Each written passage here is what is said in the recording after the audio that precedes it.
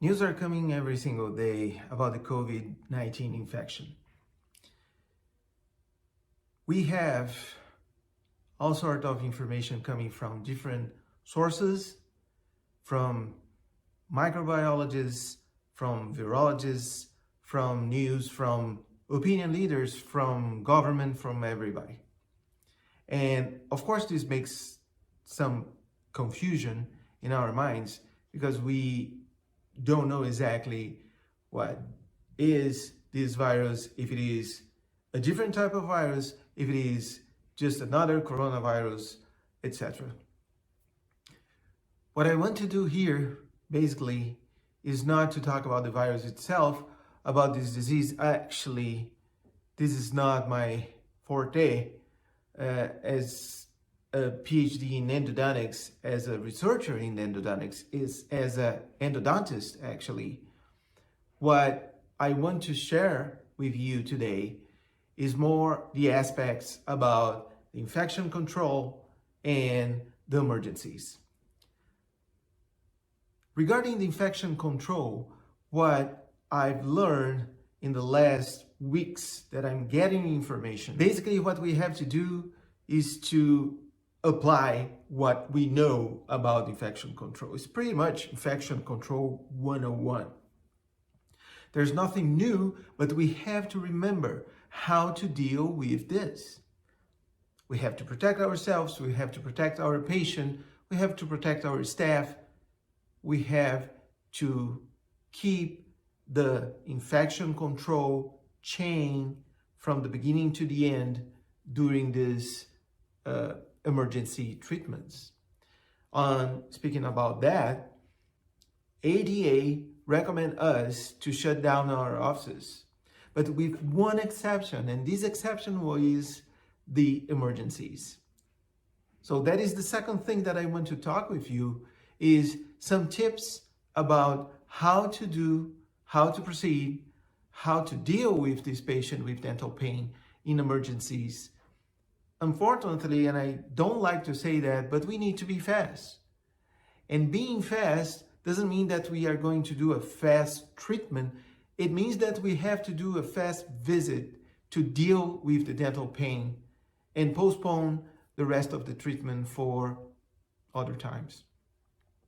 So that being said, I want to talk about infection control, and it will be infection control 101. But I want to talk a little bit about emergencies as well and see if there's something new, if that's something that we can do to speed up the process, to keep this patient safe and ourselves safe as well, our staff safe. Everything needs to be done in a way that we keep the safety, the security of this treatment in the highest level possible. So join me. Let's see what we can talk and discuss. This is what I like to do the most. In the last weeks, I'm gathering information. I'm doing interpretation of this information. Let's see what we can do in terms of infection control and emergencies with dental pain patients. It is very important that people with dental pain seek dentists and not emergency rooms at hospitals, especially during this virus pandemic infection that we are going through. Hospitals are crammed with COVID patients, and they are limited in terms of service capacity. There's an interesting study done in 2006 but published in Journal of Endodontics 2011 by Dr. Noliab from Harvard School, in which they assess the prevalence of hospital emergency visits. 92% of these visits was routine, meaning no special hospital demand on those patients other than dental. One of their statements was that healthcare should target their education activities, directing patients toward dental offices rather than hospitals. Another interesting finding is that nationwide hospital dental visits were estimated to a total of almost $164 million.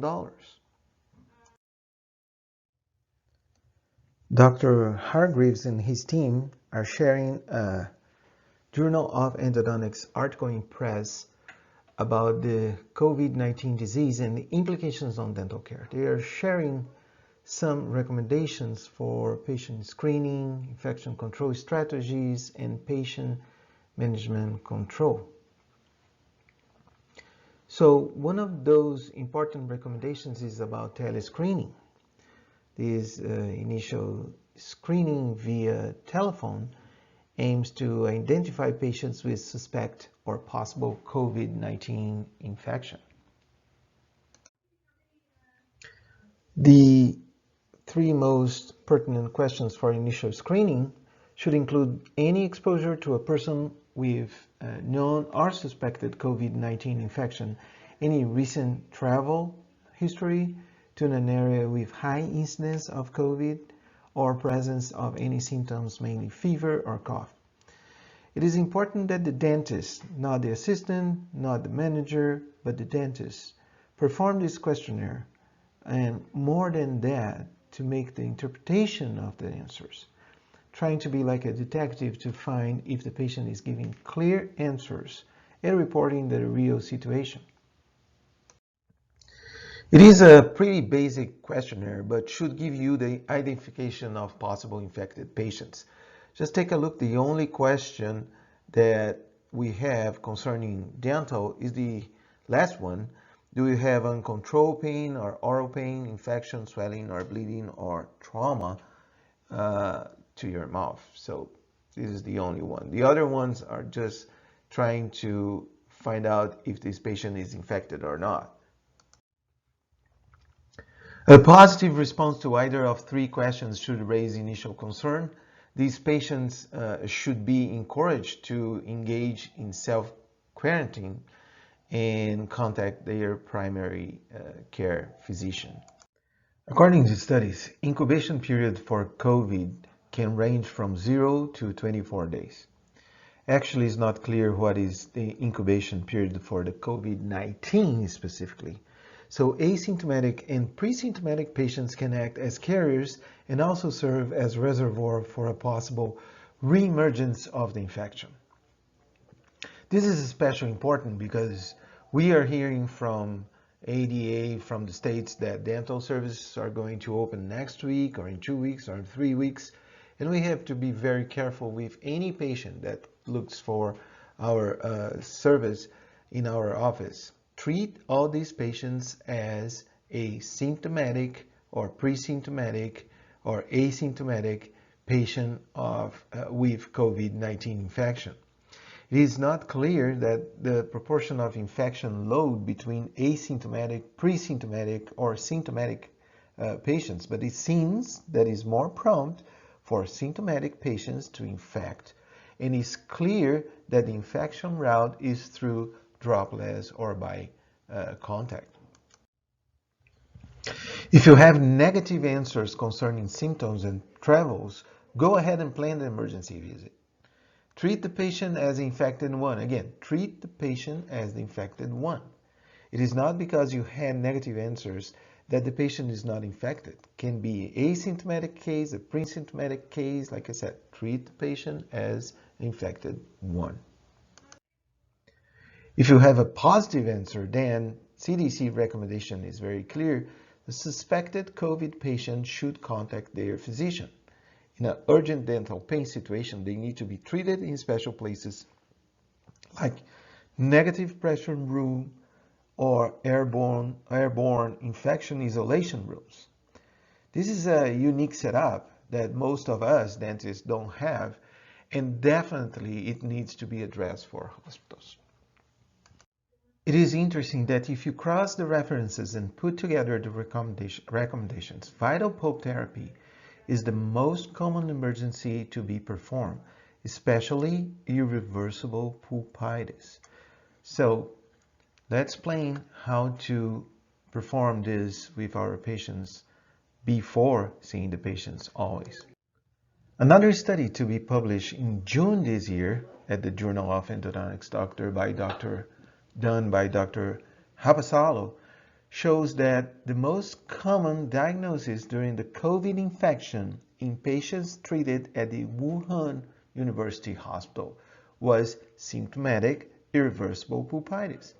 So we have to be prepared to see and perform this type of treatment accordingly. Join me in the next segment of this presentation, in which I will talk about the last updates about infection control and details about how to proceed to break the infection chain at our office. Thank you for attending.